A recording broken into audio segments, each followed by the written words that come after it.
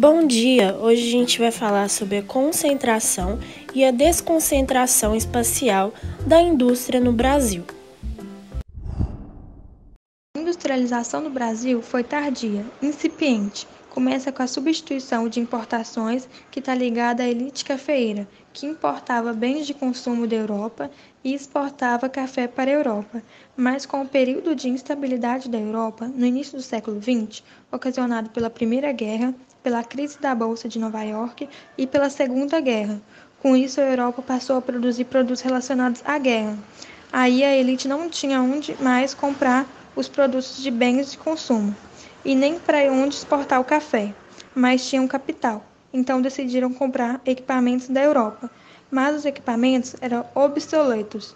Isso gerou uma indústria incipiente. Aí passaram a produzir os produtos, principalmente em São Paulo e Rio de Janeiro. O Sudeste tem maior concentração industrial, e um dos principais motivos é o café. O capital excedente do café foi investido na indústria da região. Isso gerou capital, mão de obra e um mercado consumidor. Isso proporcionou para o Sudeste uma maior concentração. Concentração industrial. A concentração industrial se iniciou no Brasil durante o período da Era Vargas, que durou entre os anos de 1937 a 1945, após a crise de 1929, que causou a queda da produção de café. Com o plano de metas de Getúlio Vargas, que daria continuação ao processo de importações que se vinha desenrolando nos 2 decênios anteriores, faria 50 anos de progresso em 5 anos de realizações.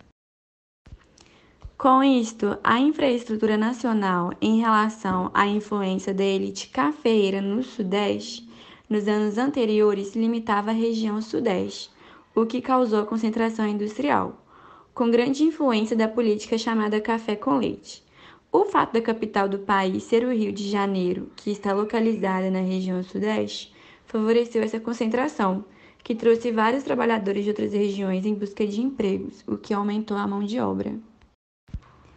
Com o fim do governo de Getúlio Vargas, se iniciou o de JK, no qual houve novamente um impulso sobre a industrialização, porém com destaque às indústrias automobilísticas, o que intensificou a concentração na região Sudeste, em especial a região metropolitana de São Paulo. Fortes investimentos foram feitos na região de São Paulo, em especial na região do ABC Paulista.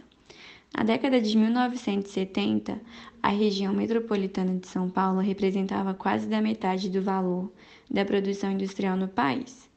Dados confirmam que entre 1970 e 1980, 2 milhões de pessoas migraram para essa região.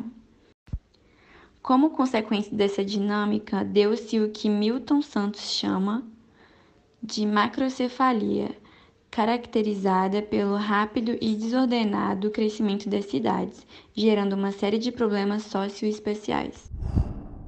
Desconcentração industrial.